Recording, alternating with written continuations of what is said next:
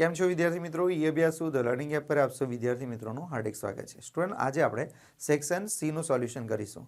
તો સ્ટુડન્ટ, જે section C છે એ આપણા માટે ઘણો વધારે મહત્વનો છે, કારણ કે જો સેક્શન એ ની તો તૈયારી તમે કરવાના જ છે. મોસ્ટ ઓફ બધા સ્ટુડન્ટ સેક્શન એ તો કરે છે, કારણ કે 24 માર્ક્સ બેઠા લેવાના છે એમાં. કારણ કે તમને ખબર છે એમાં MCQ પૂછાવાના છે, ખરા ખોટા પૂછાવાના છે, જોડકા પૂછાવાના છે, ખાલી જગ્યા પૂછાવાની છે, બરાબર? તો તમે એની તૈયારી કરશો. પછી સેક્શન બી માં કેવું હોય કે ટૂંકા દાખલા હોય, બરાબર? 2 માર્ક્સના એટલે ટૂંકા દાખલા હોય, તો એની તૈયારી પણ થઈ જાય. પણ સેક્શન સી અને સેક્શન ડી એમાં તમને કંટાળો આવી જાય.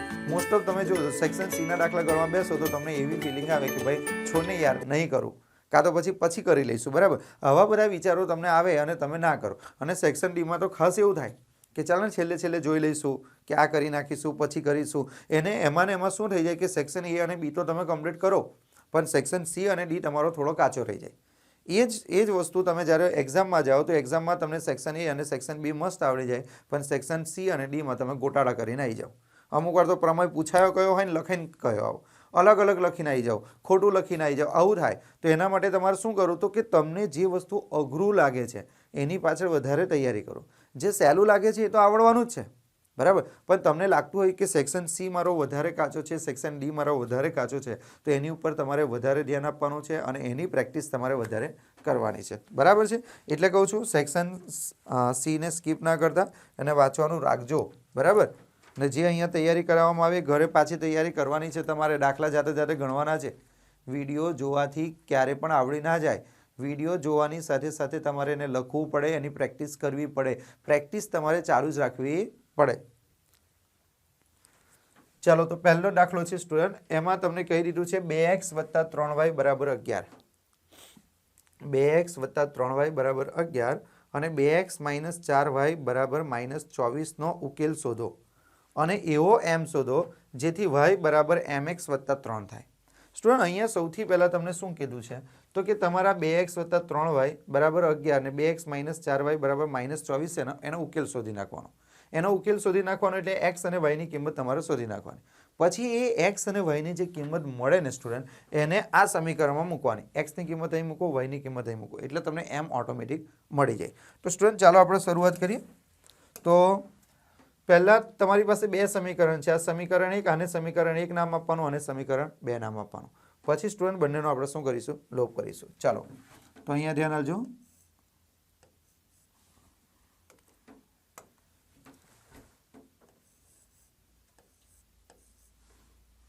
x + 3y = 11. આ આપણું કયું સમીકરણ થઈ ગયું સ્ટુડન્ટ? બોલો. સમીકરણ 1 થયું ને? ચલો, પછી જુઓ શું કીધું છે? તો કે 2x માઇનસ કેટલા છે? તો કે 4y બરાબર કેટલા? તો કે -24. ચલો સ્ટુડન્ટ, હવે આપણે શું કરવાનું? લોપ કરવાનું. હવે પ્રશ્ન એ થાય કે સર લોપ કરવું એટલે શું? તો કે તમને જે સમીકરણ આપેલું હોય એમાં તમારે શું કરવાનું? લોપ કરવાનો મતલબ તો કે કાં તો x વાળું પદ તમારે ઉડાડી દેવાનું, કાં તો y વાળું પદ તમારે ઉડાડી દેવાનું. ઉડાડી દેવું એટલે એને કેન્સલ કરી નાખવાનું, બરાબર છે? તો અમુક વાર પ્રશ્ન એ થાય કે સર x વાળું પદ કેવી રીતે નીકળી જાય, y વાળું પદ કેવી રીતે નીકળી જાય? તો તમારે શું કરવાનું ખબર છે? જો તમારે x નો લોપ કરવો હોય ને, તો બંને x વાળા પદને સરખા કરી નાખવાના. જો સરખા હોય તો કરવાની જરૂર નથી, પણ જો સરખા ના હોય તો તમારે x વાળા પદને સરખા કરી નાખવાના. અને y નો લોપ કરવો હોય તો y વાળા પદ સરખા કરી નાખવાના. અને પછી એની ચિહ્ન, એના જે નિશાની છે ને, એ નિશાની પણ વિરુદ્ધ હોવી જોઈએ. એક પ્લસ તો એક માઇનસ હોવી જોઈએ. જો બંને નિશાની સરખી હોય તો પછી આખા પદની નિશાની પણ તમારે બદલી નાખવાની. જેમ કે આ દાખલામાં આપણે જોઈએ, આપણે કોનો લોપ કરીએ? તો કે એક્ઝામ્પલ તરીકે હું તમને કહું કે આપણે x નો લોપ કરીએ. તો જો x ના અહીંયા કેટલા છે? 2x ને અહીંયા પણ કેટલા છે? 2x. બંને પદ સરખા છે કે અલગ છે? સર બંને પદ સરખા જ છે. બંને પદ સરખા છે તો એનો લોપ ડાયરેક્ટ કરી નાખવાનો. અહીંયા કોઈ સમીકરણ સાથે કોઈ ગુણાકાર ભાગાકાર કરવાની જરૂર નથી. તો આપણે અહીંયા એવું લખી નાખીએ કે સમીકરણ 1 અને સમીકરણ 1 અને 2 નો શું કરવાનો? બોલો તો લોપ કરતા. તો સમીકરણ 1 અને સમીકરણ 2 નો આપણે શું કરીશું સ્ટુડન્ટ? બોલો તો કે લોપ કરીશું. તો સમીકરણ 1 તમને અહીંયા આપી દીધેલું છે. કયું સમીકરણ છે? બોલો તો કે 2x વત્તા કેટલા છે? તો કે 3y બરાબર કેટલા? તો કે 11. બરાબર. પછી બીજું સમીકરણ કયું છે? તો કે 2x - 4y બરાબર -24. તો આ બંને સમીકરણ થઈ ગયા? તો કે હા સર સમીકરણ થઈ ગયા. હવે આ બંનેનો લોપ કરવાનો. ચાલો, તો આ 2x છે ને આ 2x બંને સરખા છે, પરંતુ બંનેની નિશાની કેવી છે? તો કે બંનેની નિશાની સમાન છે. હવે સમાન નિશાની હોય સ્ટુડન્ટ તો લોપ ના થાય, તો આપણે નિશાની બદલવી પડે. તો આની નિશાની આપણે બદલીએ તો આ માઇનસ છે તો આ શું થઈ જશે? બોલો તો. માઇનસ છે તો આ પ્લસ થઈ જશે સ્ટુડન્ટ. આ માઇનસ છે તો આ પ્લસ થઈ જશે, અને આ પ્લસ છે તો માઇનસ થઈ જશે. તો આ પ્લસ અને માઇનસ સરખા છે, ઉડી જાય કે ના ઉડી જાય? તો કે હા સર ઉડી જાય. હવે જો આ 4y કેવા છે? પ્લસ. આ 3y કેવા છે? પ્લસ. તો 4 ને 3 કેટલા થઈ જશે? 7y.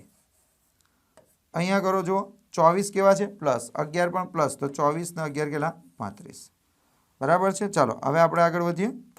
તો હવે તમારે y બરાબર શોધવો હોય તો y બરાબર કેવી રીતે શોધી શકાય?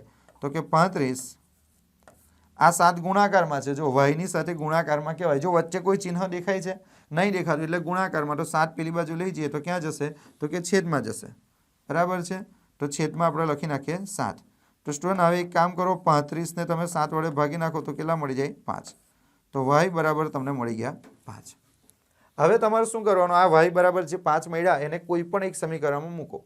કાં તો સમીકરણ 1 માં મૂકો, કાં તો સમીકરણ 2 માં મૂકો, એટલે તમને x ની કિંમત પણ મળી જશે. તો અહીંયા તમારે લખવાનું y બરાબર 5 ને સમીકરણ 1 ને y બરાબર 5 ને સમીકરણ 1 માં મૂકતા. કયા સમીકરણ મૂકવાનું છે? બોલો તો. સમીકરણ 1 માં. તો સમીકરણ 1 બોલો સ્ટુડન્ટ કેટલું છે? તો કે 2x વત્તા કેટલા? 3y બરાબર કેટલા? 11. ચલો હવે તમારે y ની જગ્યા પર કેટલા મૂકી દેવાના સ્ટુડન્ટ? 5 મૂકી દેવાના. તો અહીંયા આપણે જોઈએ તો અહીં કેટલા છે? 2x વત્તા 3. y ની જગ્યા પર કેટલા મૂકવાના? 5 બરાબર કેટલા? 11. તો સ્ટુડન્ટ અહીંયા કરો કેટલા થશે? 2x થશે, 5 તાલી 15 થશે, બરાબર કેટલા? 11. તો અહીંયા ધ્યાન આપો, અહીં કેટલા? 2x 11. 15 પેલી બાજુ જાય તો 15 ને શું કરી દેવાના સ્ટુડન્ટ? માઇનસ. માટે 2x બરાબર -4 થઈ ગયું. -4. તો x બરાબર કેટલા આવે સ્ટુડન્ટ? તો x બરાબર -4 ના છેદમાં કેટલા? 2. તો 4 ને 2 વડે ભાગી નાખો સ્ટુડન્ટ, તો -2. તો x બરાબર તમને કેટલા મળી ગયા? -2. સ્ટુડન્ટ અમુક વાર તમને શંકા જાય કે આપણો દાખલો સાચો છે કે ખોટો. તો આ દાખલો સાચો છે કે ખોટો એવું ચેક કરવું હોય તો આ સમીકરણમાં કિંમત મૂકી જવાની. જો આમાં તમે કિંમત મૂકો ને તમારો જવાબ 11 આવી જાય તો તમારો દાખલો સાચો. ચાલો આપણે ચેક કરીએ આપણો દાખલો સાચો છે કે ખોટો. હા સર કરો ને જરા, તો અમને બી ખબર પડે. તો જો અહીંયા 2 તો છે જ. તો કે હા. x બરાબર કેટલા? તો કે -2. તો અહીં લખી નાખો -2. અહીં લખી નાખો -2. પછી અહીં વત્તા કેટલા છે? 3. y બરાબર કેટલા છે? y બરાબર 5. 5 લખી નાખો. ચલો હવે કરો કેટલા થશે? 5 તાલી 15. આ 5 તાલી 15 ને 2 દુ 4, પણ કેવા 4? માઇનસ. તો 15 માંથી 4 જાય તો 11. જો આપણો જવાબ આવી ગયો ને 11, એનો મતલબ કે આ દાખલો કેવો છે? સાચો છે. હવે તમારે આ સમીકરણ તમને આપ્યું છે y બરાબર mx વત્તા 3. એમાં x અને y ની કિંમત મૂકી દો એટલે m તમને મળી જશે. બરાબર છે. તો ચાલો કરીએ. શું કીધું છે બોલો તો? y બરાબર mx વત્તા કેટલા? 3. તો y બરાબર કેટલા મળ્યા બોલો તો? તો y બરાબર આપણને મળ્યા 5. m ના m. x બરાબર મળ્યા -2 વત્તા કેટલા? 3. થઈ ગયો. જોઈ લો.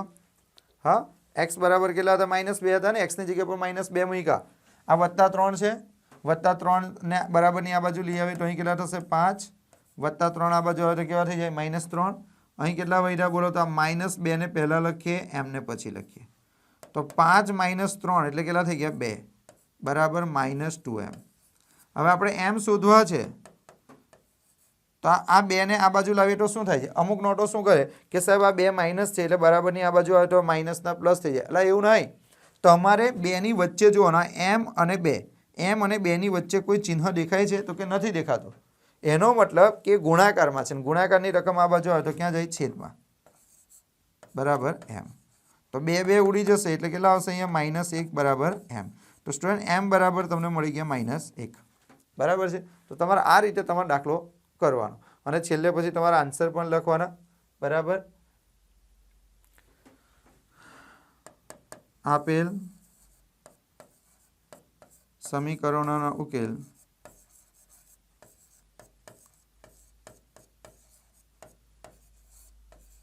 ઉકેલ કેટલા થાય બોલો તો?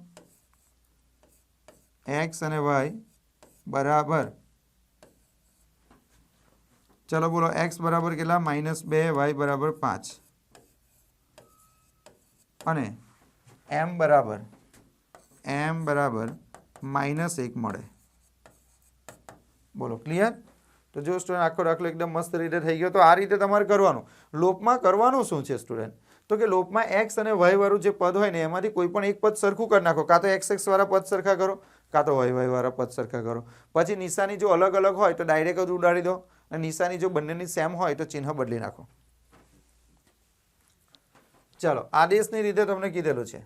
આદેશની રીતમાં તમારે શું કરવાનું સ્ટુડન્ટ? તમારી પાસે બે સમીકરણ હોય, એકને સમીકરણ 1 નામ આપો, બીજાને 2 નામ આપો. પછી કોઈ પણ એક સમીકરણ, જે સમીકરણ તમને સહેલું લાગે એ સમીકરણનો તમારે ઉપયોગ કરવાનો છે. અને એમાં x અને y માં બે ચલ છે આપણી પાસે, એક x અને y, એમાંથી કોઈ એકને કરતા બનાવો. કાં તો x ને કરતા બનાવો, કાં તો y ને બનાવો. કરતા બનાવવું એટલે શું? તો કે માની લો કે મારે x ને કરતા બનાવો છે, તો x ને હું ડાબી બાજુ રાખીશ, બીજું બધું જમણી બાજુ લઈ જવાનું. બરાબર? જેમ કે આની વાત કરીએ આપણે. જો અહીં ધ્યાન આપજો, ના ખબર પડે તો અત્યારે ખ્યાલ આવી જશે.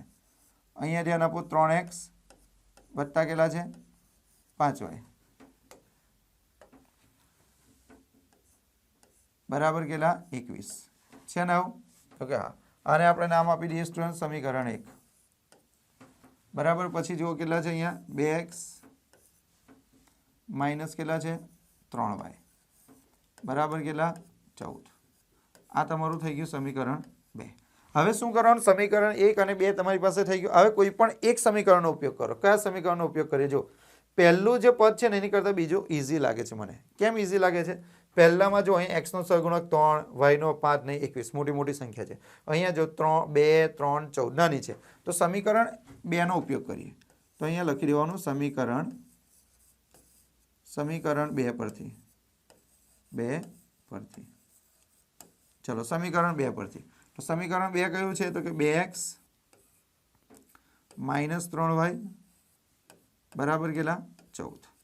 હવે આપણે કરીએ શું સ્ટુડન્ટ? આમાં આપણે કરતા બનાવીએ. કોને કરતા બનાવે? x ને. ભાઈ x ને કરતા બનાવવાનો મતલબ થાય કે ડાબી બાજુ ખાલી x રહેવો જોઈએ, બીજું બધું પેલી બાજુ થાય. એનો મતલબ કે x ને જો એકલું રહેવું હશે તો એની આજુબાજુ જેટલી પબ્લિક હશે એ બધીને કહેશે ચાલ તું અહીંયાથી નીકળ ભાઈ, મારી આજુબાજુમાં કોઈ જોઈએ ના. તમારે એકલું થવું હોય તો સૌથી પહેલાં તમારથી દૂરના જે વ્યક્તિ હોય એને તમારે વધારે દૂર કરી દેવાના, અને તમારી નજીકના છે એને પછી ધીરે ધીરે છેલ્લે દૂર કરવાના. બરાબર? તો અહીંયા આપણે x ને કરતા બનાવો છે, તો x થી દૂર કોણ છે? 3y. તો 3y ને પહેલાં પેલી બાજુ મોકલી દો. તો કે 2x બરાબર કેટલા? 14. આ માઇનસ 3y છે, બરાબરની પેલી બાજુ થશે તો વત્તા 3y થઈ જશે. બોલો, આટલું ખબર પડે? તો કે હા. હજુ જો x ની બાજુમાં હજુ કેટલા છે? 2. તો 2 ને પણ બરાબરની પેલી બાજુ મોકલવાના. તો એક ગુણાકારમાં છે તો પેલી બાજુ જશે તો છેદમાં. માટે x બરાબર કેટલા? તો x બરાબર 14 વત્તા કેટલા? 3y ના છેદમાં કેટલા લખવાના? 2. તો સ્ટુડન્ટ આ તમારું સમીકરણ થઈ ગયું 3. બોલો, આટલું ખબર પડે? તો કે હા. હવે સ્ટુડન્ટ તમારું જે સમીકરણ 3 છે એ સમીકરણ 3 ની રકમને તમારે સમીકરણ 1 માં મૂકવાની. 1 માં કેમ મૂકવાની? કારણ કે સમીકરણ 2 નો ઉપયોગ આપણે કરી નાખ્યો, આમાં મૂકી દો. આની જે કિંમત આવી ને x ની કિંમત, એ આમાં મૂકી દો. એટલે કે શોર્ટકટમાં તમને કહું ને તો આ સમીકરણમાં x ની જગ્યા પર આ કિંમત મૂકી દેવાની. તો લખવાનું સમીકરણ 3 ને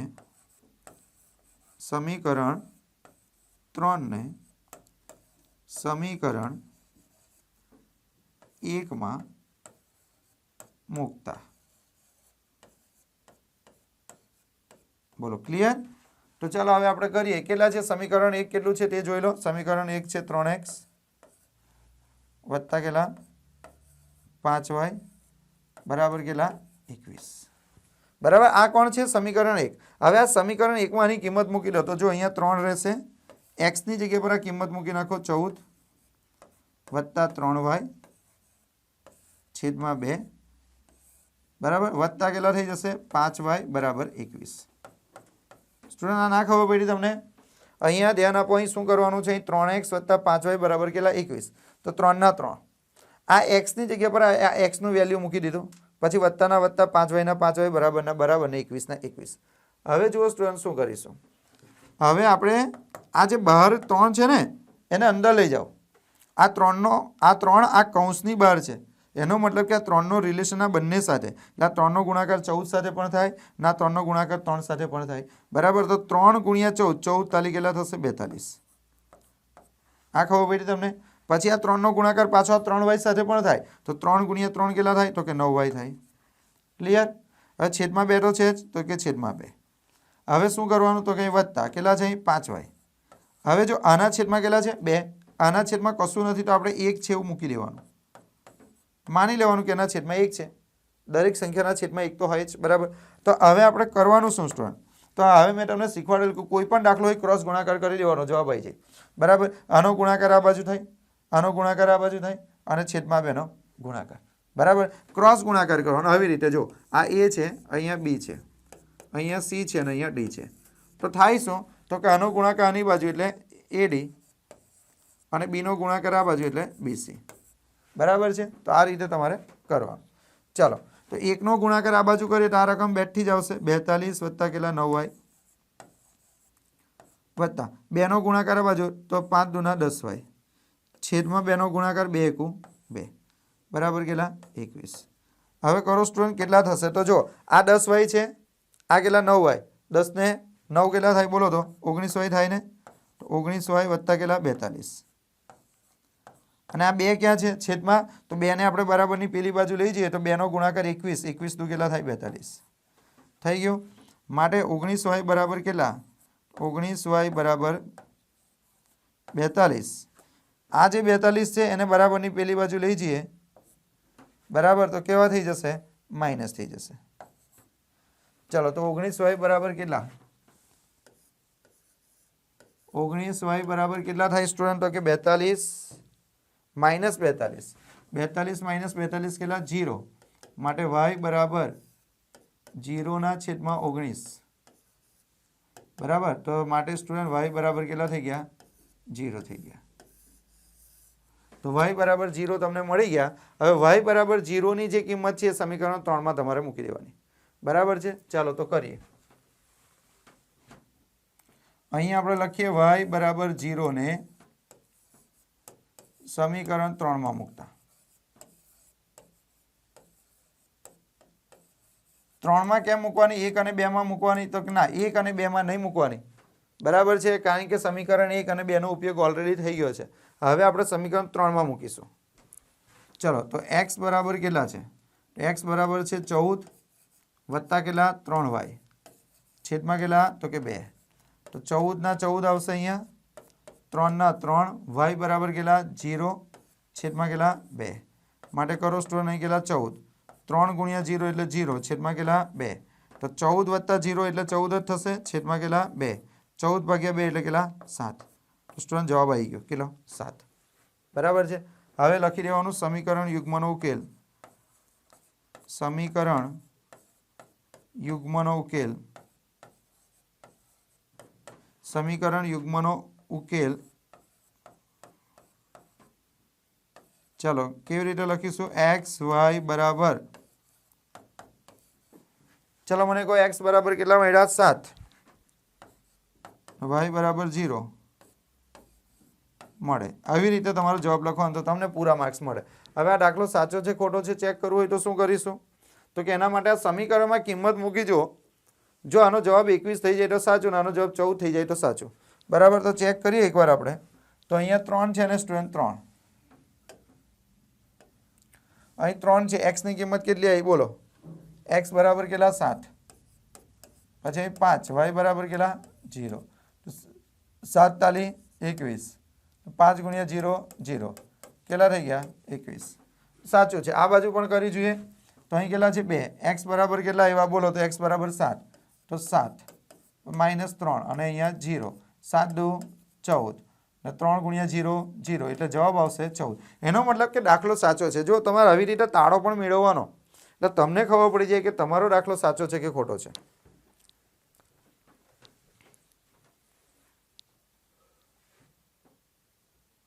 ચાલો, જો હવે શું કીધું છે તમારા દાખલામાં? 40મા નંબરનો દાખલો. 40મા નંબરના દાખલામાં કીધું છે 10 અને 250 વચ્ચે 4 ના કેટલા ગુણિતો હશે? સ્ટુડન્ટ બરાબર સમજો. અહીંયા તમને કીધું છે 10 અને 250 ની વચ્ચે. અમુક નોટો શું કરે 10 અને 250ની વચ્ચેનો મતલબ 10 પણ લેશે અને 250 પણ લેશે. તો સ્ટુડન્ટ અહીંયા કીધું છે વચ્ચે એટલે 10 અને 250ની વચ્ચે એનો મતલબ કે 10 પણ નથી લેવાના અને પેલી બાજુ 250 પણ નથી લેવાના. 10 અને 250ની વચ્ચે કઈ કઈ રકમ આવે? તો જો હું તમને કહું અહીંયા લખીને બતાવું 10 અને 250ની વચ્ચે કઈ કઈ રકમ આવે તો કે 10 અને 250ની વચ્ચે કીધું છે માટે 10 ના આવે એટલે ડાયરેક્ટ કોણ આવે 11. બરાબર ડાયરેક્ટ કોણ આવશે બોલો તો 11 આવશે. બરાબર 11 પછી કોણ આવશે? 11 પછી 12 આવશે, 13 આવશે, પછી 14 આવશે, dash dash dash dash dash dash કરીને આવું કરવાનું. છેલ્લે કોણ આવશે? તો છેલ્લે 250 આવશે અને 250ની પહેલા કેટલા આવશે? 249 આવશે. એની પહેલા કોણ આવશે? 248 આવે. પણ અહીંયા 250 આવે નહીં. અહીંયા માની લો કે આપણે 10 લખ્યા તો આ 10 અને 250 થયા તો 10 અને 250ની વચ્ચે એટલે 250 પણ ના આવે અને 10 પણ ના આવે. શોર્ટકટમાં એવું કહેવાય 11 થી 249 સુધીની રકમ. તો 11 થી લઈને 249 સુધીની જે રકમ છે બરાબર છે એમાં 4ના ગુણિત એટલે 4ના ઘડિયામાં આવતી રકમ કેટલી? મારી વાત સમજ પડે છે? અહીંયા તમારા દાખલામાં એવું કીધું છે કે 10 અને 250ની વચ્ચે તો આપણે શ્રેણી બનાવીએ. બરાબર તો શ્રેણી બનાવીએ એટલે 10 એટલે 10 આવે, પછી 11 આવે, 12 આવે, 13 આવે, 14 આવે, 15 આવે, એવી રીતે આપણે લખતા જઈએ છેલ્લે કેટલા આવે? 250. તો હવે તમારે 10 અને 250ની વચ્ચે જોઈએ છે તો 250 તો ના આવે કેમ કે એની વચ્ચે લેવાના છે અને 10 બી ના આવે. એટલે આપણી શ્રેણી કઈ થઈ? 11 થી લઈને 249. તો 11 થી લઈને 249માં 4ના ગુણિતો કેટલા? એટલે 4ના ઘડિયામાં કેટલી રકમ આવતી હશે? તો એના માટે શું કરવું પડશે સ્ટુડન્ટ? મને કહો 4નો ઘડિયો બોલો. 4 એકુ 4, 4 દુ 8, 4 તાલી 12. એટલે 4ના ગુણિતમાં પહેલી રકમ તમને કઈ મળી? 12. પછી 12 પછી 4 4 12 પછી 12માં 4 ઉમેરો 16, 20, 24, 28, 32, 36, 40, 44, 48, 52, 56, 60 થાય કે નહીં થાય? તો કે હા થાય. એટલે પહેલી રકમ તમને મળી ગઈ. પણ છેલ્લી રકમ કઈ? તો છેલ્લેથી જોવાનું આ 249ને 4 વડે ભગાય બોલો એટલું કહો મને. ભાગાકાર કરો તમારી જાતે. 249ને 4 વડે ભગાય તો કે નહીં ભગાતું તો એનો ગુણિત કહેવાય? ના કહેવાય. એટલે 249ને એનો ગુણિત ના કહેવાય. ચલો 248. 248ને 4 વડે ભગાય કે ના ભગાય એ મને કહી દો. તો કે સર ભાગી શકાય. બરાબર શું થાય? ભાગી શકાય. કારણ કે 248ને 4 વડે ભાગો તો અહીં 24 છે. 6 ચોક 24 અને 8 8 એટલે 4 દુ 8. એટલે આપણું પહેલું પદ કયું? 12 અને છેલ્લું પદ કયું? 248. તો આપણે લખીશું અહીંયા તમારે લખવાનું 10 અને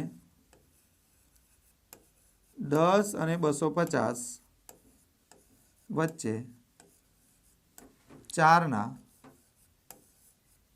ગુણિતોની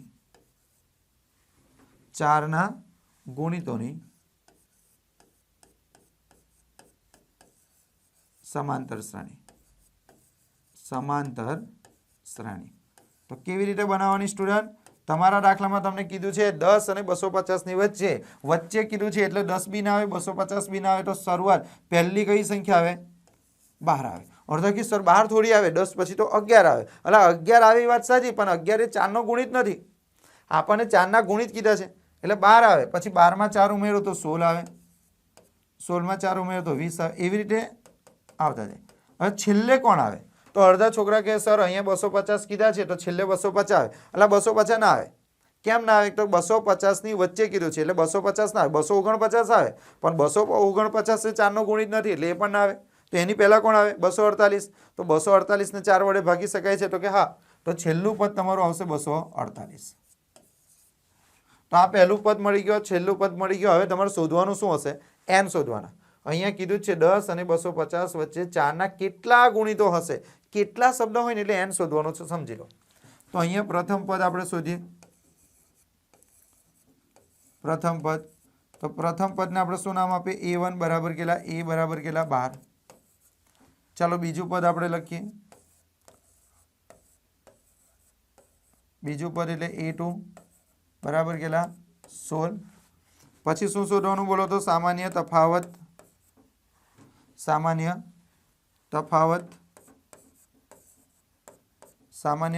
d બરાબર a2 માઇનસ a1. a2 બરાબર કેટલા? 16. a1 બરાબર કેટલા? 12. 16માંથી 12 જાય તો કેટલા? 4. ચલો છેલ્લું પદ. આને કયું પદ કે? આ પહેલું પદ, આ છેલ્લું. છેલ્લા પદને શું નામ આપીશું? an બરાબર 248. બોલો ખબર પડી કે ના ખબર પડી? ચાલો હવે તમારે શું કરવાનું સ્ટુડન્ટ? an નું સૂત્ર લખો. an નું સૂત્ર a શું થશે બોલો an નું સૂત્ર શું થાય an બરાબર a plus n minus 1 into D. ચલો an બરાબર લખી નાખો કેટલા 248 a બરાબર કેટલા 12 n આપણે શોધવાના ડી બરાબર કેટલા 4. તો સ્ટુડન્ટ આ 248 છે આ 12 ને બરાબરની આ બાજુ લાવો તો 12 કેવા થઈ જાય માઇનસ તો અહીં કેટલા વધ્યા n માઇનસ 1 ઇન્ટુ 4. બોલો આટલું ક્લિયર થાય છે. તો 248 માંથી 12 માઇનસ કરો તો કેટલા થાય 236 બરાબર n માઇનસ 1 ઇન્ટુ 4. 4 ગુણાકારમાં છે બરાબરની આ બાજુ લાવો તો છેદમાં તો 236 ના છેદમાં 4 પછી આ બાજુ લખી દેવાનું n માઇનસ 1. તો કરો 236 ને 4 વડે ડિવાઈડ કરો કયા ઘડિયામાં આવે બોલો તો 4 પંચા 20 4 પંચા 20 3 વૈડા 36 4 નવા 36 59 માઇનસ 1 આ બાજુ લાવીએ તો 1 પ્લસ થઈ જશે બરાબર n માટે n બરાબર કેટલા 60. આ દાખલો સાચો છે તો સાચો છે કે ખોટો એવું કેવી રીતે ખબર પડે સ્ટુડન્ટ? તો પાછું તમે પદ મૂકી નાખો. આપણે કયું પદ થયું આ n બરાબર 60 એટલે a 60 થયા a 60 એટલે શું થશે a પ્લસ 59 ડી. તો જો a બરાબર કેટલા 4 પછી અહીં કેટલા છે 59 છે ને તો 59 ના 59 ને ડી બરાબર પણ કેટલા 4 4 કોમન કાઢી લો તો અહીં 1 વધ્યા વત્તા 59 બરાબર તો કેટલા થશે બોલો તો 4 નહીં કેટલા થશે 60 200 ને સોરી એ બરાબર 12 હતા ને લા મેં તો 4 લખી દીધા. પ્રથમ પદ કેટલું હતું આપણો 12 હતો. ભાઈ તાળો મેળવી લેવાનો. તાળો કેવી રીતે મેળવવાનો? તમારો જવાબ કેટલો આવ્યો n બરાબર 60 બરાબર. એટલો એનો મતલબ કે 60મું પદ 248 થવું જોઈએ કેમ કે આ છેલ્લું પદ છે બરાબર છે. તો તમારે શું લખવાનું સૂત્ર 60મા પદનું a પ્લસ 59 ડી. એ બરાબર કેટલા 12 પછી અહીં કેટલા આવશે 59 નહીં કેટલા 4 બરાબર છે. હવે ગુણાકાર કરવાનો અઘરો પડે તો શું કરવાનું ખબર છે? કોમન કાઢી લેવાના. અહીં પણ 4 અહીંયા જો 12 એટલે 4 તાલી 12 તો 4 4 નીકળી જાય તો 4 કોમન કાઢી લઈએ તો અહીં કેટલા વધે 3 વત્તા 59 તો 4 એટલે અહીં કેટલા થાય 62 કરો 4 2 8 ને 6 ચોક 24 248 આવી ગયા. એનો મતલબ કે આપણો દાખલો સાચો છે બરાબર છે. તો દરેક દાખલામાં તમે તાળો મેળવતા જાઓ સ્ટુડન્ટ. આગળ જોઈએ આપણે અહીંયા ધ્યાન આપજો. અહીં શું કીધું a અને b અને c સમરેખ બિંદુઓ છે. જો ba બરાબર ac હોય તો c બિંદુના યામ શોધો. સ્ટુડન્ટ સમરેખનો મતલબ શું થાય? એટલે સમરેખનો મતલબ એક સીધી રેખામાં છે. અહીંયા તમને એવું કહેવા માંગે છે સ્ટુડન્ટ અહીં સમજો. અહીંયા સમરેખનો મતલબ શું થાય? પહેલા તો સમરેખનો મતલબ એક સીધી રેખામાં એવો થાય. ચાલો અહીં ધ્યાન આપો. સમરેખનો મતલબ હું એવું કરી શકું આવી રીતે એક સીધી રેખા છે બરાબર છે. આ રીતે કરી શકાય કે ના કરી શકાય? હા. હવે તમને કીધું છે કે BA બરાબર AC એનો મતલબ શું? જો એક શોર્ટકટ તમને કર્યું જ્યારે પણ તમારા દાખલામાં સ્ટુડન્ટ બરાબર સમરેખ શબ્દ આવે કેવો સમરેખ બરાબર છે. જો અહીંયા સમરેખ શબ્દ તો છે જ અને કોઈ પણ બે વચ્ચેનું અંતર કેવું હોય સમાન અને એમાં બંને બાજુ કોણ છે? જો આ બાજુ પણ એ છે આ બાજુ પણ એ છે. તો જે બંને બાજુ કોમન આવતું હોય ને એનું માપ ક્યાં હોય? વચ્ચે હોય બરાબર છે. હવે અહીંયા બી છે તો આપણે અહીંયા લખી નાખીએ કોણ બી. અહીંયા આપણે લખી નાખીએ કોણ સી. આનો મતલબ શું થાય કે જો આ ત્રણ વ્યક્તિ છે માની લો એક્ઝામ્પલ તરીકે હું તમને કહું બી એ અને સી એવા છે. હવે અહીંયા કીધું છે બી એ એટલે કે આ બી જે છે ને બી થી એનું અંતર બરાબર સરખું છે અને એ થી સીનું અંતર પણ સરખું છે. આનો મતલબ તો એ થાય ને સ્ટુડન્ટ. અહીંયા શું કહેવા માંગે છે કે બી એ બરાબર એસી એટલે આ બંનેનું અંતર અને આ બંનેનું અંતર કેવું છે? સરખું. એનો મતલબ કે એ ક્યાં હશે? એકદમ વચ્ચે હશે બરાબર છે. તો આને મધ્યબિંદુ કહેવાય ને સ્ટુડન્ટ. એને શું કહેવાય? મધ્યબિંદુ કહેવાય. શું કહેવાશે બોલો તો? મધ્યબિંદુ. તો દાખલો કેવી રીતે કરીએ? ખાલી તમારે મધ્યબિંદુના યામ શોધવાના છે બસ. બરાબર. ચાલો તો મધ્ય બિંદુના યામ કેવી રીતે શોધીએ? તો અહીં પહેલાં લખી દેવાનું. શું લખીશું બોલો તો? અહીં એ, બી અને સી કેવા બિંદુઓ છે બોલો તો? સમરેખ બિંદુઓ છે. સમરેખ બિંદુઓ છે. બરાબર છે. પછી તમારે શું કરવાનું તે જોઈ લો. આ રીતે એક સમરેખ દોરી દેવાનું. બરાબર. એક રેખા દોરી દેવાની, એમાં નામકરણ કરી દેવાનું સ્ટુડન્ટ. તમારે નામ આપી દેવાના અને આપણે નામ આપીએ જો. અને આપણે નહીં તો અહીંયા જોઈ લો, આના બેમાંથી કોમન કોણ છે? અહીં પણ એ છે, અહીં પણ એ છે, એટલે એ એકદમ વચ્ચે આવશે. મધ્ય બિંદુ કહેવાય ને. તો અહીંયા આપણે લખીએ એ, અહીંયા લખીએ આપણે બી, અહીંયા લખીએ આપણે સી. તો કહેવાનું મતલબ કે બી થી એનું અંતર અને એ થી સીનું અંતર કેવું છે? સરખું છે. એનો મતલબ એ કોણ થયું? મધ્ય બિંદુ થયું. આ કોણ થયું બોલો તો? મધ્ય બિંદુ થયું. કોનું મધ્ય બિંદુ થયું? બી અને સીનું. તો આ મધ્ય બિંદુ થઈ ગયું. હવે તમે યામ લખો. જો બીના યામ કેટલા છે? બીના યામ છે 2 અને -7. પછી એના યામ કેટલા છે બોલો તો? 3 અને 5. અને સીના યામ નથી આપ્યા, તો સીના યામ આપણે ધારી લઈએ x અને y. તો આપણે સીના યામ શોધવાના છે. તો સીના યામ શોધવા માટે તમારે મધ્ય બિંદુનું સૂત્ર લખવું પડશે. તો અહીંયા શું કરીએ બોલો? અહીંયા BA બરાબર શું આપી દીધું છે? BA બરાબર AC આપેલ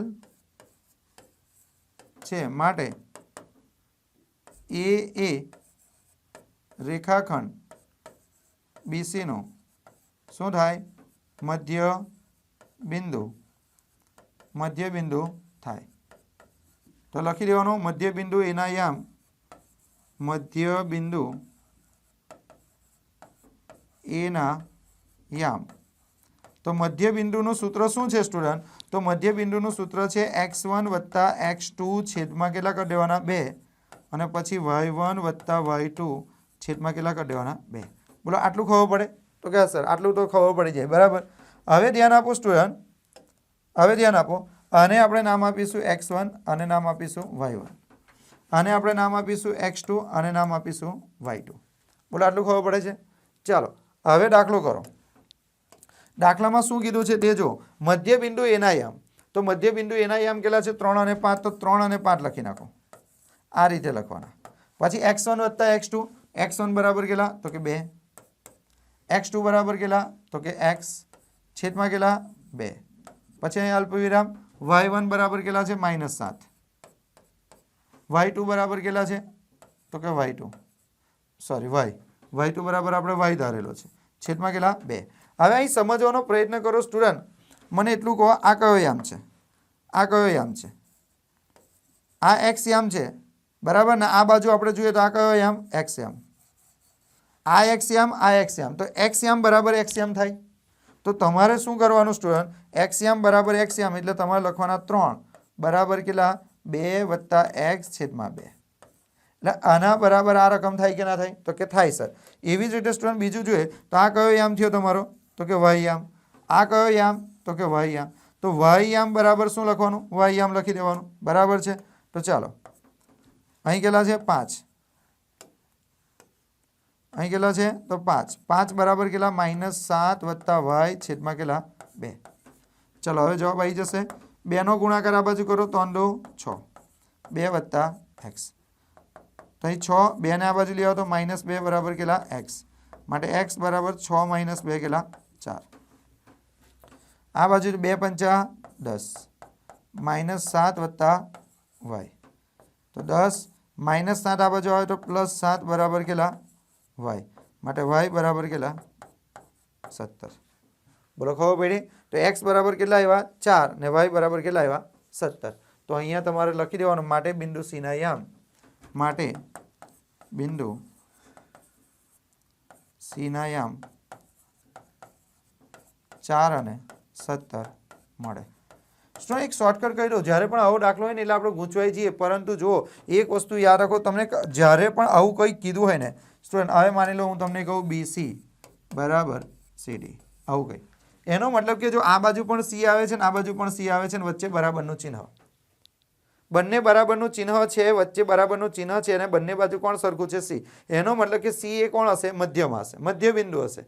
સી એ કોણ હશે? મધ્ય બિંદુ હશે. તો અહીંયા જોઈને તરત જ ખબર પડી જાય તો કે અહીંયા બી એ છે અને અહીંયા એસી છે, આ બાજુ પણ એ છે, આ બાજુ પણ એ છે, એટલે એ કોણ હશે? મધ્ય બિંદુ. તો મધ્ય બિંદુનું સૂત્ર લખી દેવાનું.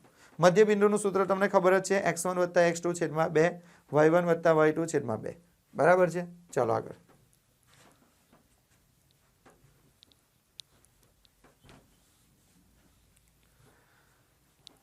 હવે અહીંયા ધ્યાન આપજો, આ ઇમ્પોર્ટન્ટ છે. અહીંયા શું કીધું છે? અહીંયા તમને કીધેલું છે કે બિંદુ -4, 6 એ બિંદુઓ એ -6, 10 અને b બરાબર 3 અને -8 ને જોડતા રેખાખંડનું કયા ગુણોત્તરમાં વિભાજન કરે? કયા ગુણોત્તરમાં? સ્ટુડન્ટ કયા ગુણોત્તરમાં? એટલે m1 જેમ m2 આવતું હતું ને એ તમારે શોધવાનું છે. m1 અને m2 ની કિંમત તમારે શોધવાની છે. તો અહીંયા કેવી રીતે દાખલો કરીશું સ્ટુડન્ટ? તો અહીંયા ધ્યાન આપજો.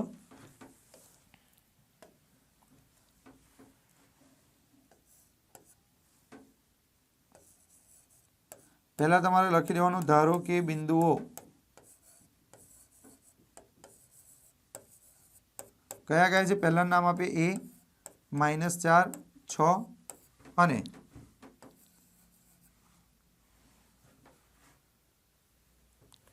જો અહીંયા છે ને પહેલા રકમ સમજો બરાબર. અહીંયા રકમમાં શું કીધેલું તે બરાબર સમજો. અહીંયા રકમમાં કીધું છે બિંદુઓ -4 અને 6 એ બિંદુઓ એ અને બી ને જોડતા રેખાખંડનું કયા ગુણોત્તરમાં વિભાજન કરે છે? કોણ? તો કે આની વાત કરી છે. બિંદુ -4 અને 6 એ અને બી નું કયા ગુણોત્તરમાં વિભાજન કરે? એટલે આપણે વિભાજન કોનું કરવાનું છે? એ અને બી નું. તો અહીંયા આપણે લખવાનું, ધારો કે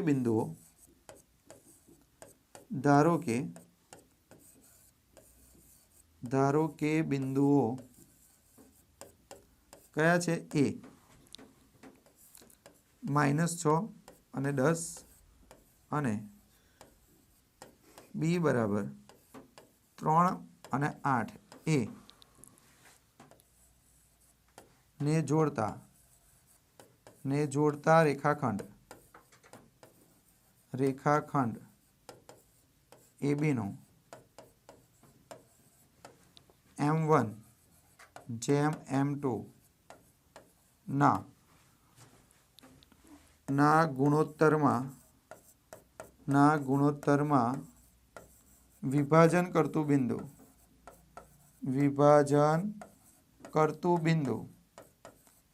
P કેટલા છે? -4 અને 6 છે. આવી રીતે તમારે લખી દેવાનું. આ લીટી લખવી જરૂર છે સ્ટુડન્ટ. ધારો કે બિંદુઓ કયા છે? એ અને બી ને જોડતા રેખાખંડનું m1 જેમ m2 ના ગુણોત્તરમાં વિભાજન કરતું બિંદુ કયું છે? P -4 અને 6 છે. આવી રીતે તમારે લખી દેવાનું. હવે સ્ટુડન્ટ શું કરવાનું? જ્યારે પણ તમને ગુણોત્તર, અહીંયા જો, જ્યારે પણ તમને ગુણોત્તર પૂછે ને ગુણોત્તર, તો તમારે કોઈ એક જ સૂત્ર લખવાનું. કાં તો x નું સૂત્ર લખવાનું, કાં તો y નું સૂત્ર લખવાનું. બરાબર છે? ચાલો. એનો મતલબ શું થયો સ્ટુડન્ટ? સમજો. એનો મતલબ એવો થયો કે આ રીતે એક રેખાખંડ હશે. બરાબર છે? એ રેખાખંડમાં અહીંયા કોઈક બિંદુ એ હશે, અહીંયા બિંદુ બી હશે, અહીંયા વિભાજન કરતું બિંદુ હશે. એને આપણે કયું બિંદુ ધાર્યું? P. તો એના યામ તમને આપી દીધા છે -4 અને 6. એના યામ તમને આપી દીધા છે સ્ટુડન્ટ -6 અને 10. બરાબર? આના યામ તમને આપી દીધા છે 3 અને -8. બરાબર? હવે આનું વિભાજન કેવી રીતે થાય છે? આનું વિભાજન અહીંયાથી અહીં સુધી થાય છે. તો આને કહેવાશે m1. તો એ આપણને ખબર નથી કે અહીંયા m1 કેટલો હશે. અને અહીંયાથી તમે અહીં આ બીજું વિભાજન થાય. વિભાજન એટલે એના ટુકડા કરે છે m2, એ પણ આપણને ખબર નથી.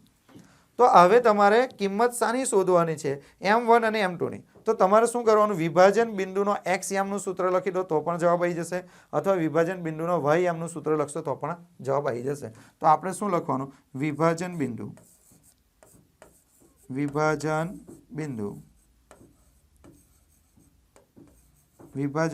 P નો x યામ. કયો યામ? x યામ કરીએ. ચાલો, x યામનું સૂત્ર આપણે લખીએ તો સૂત્ર શું બને? m1 + m2. ઉપર પણ એ જ થશે m1 વત્તા m2 અહીંયા x2 અહીંયા x1 તો ચલો વિભાજન બિંદુ P નો એક્સયામ કેટલો છે તો કે -4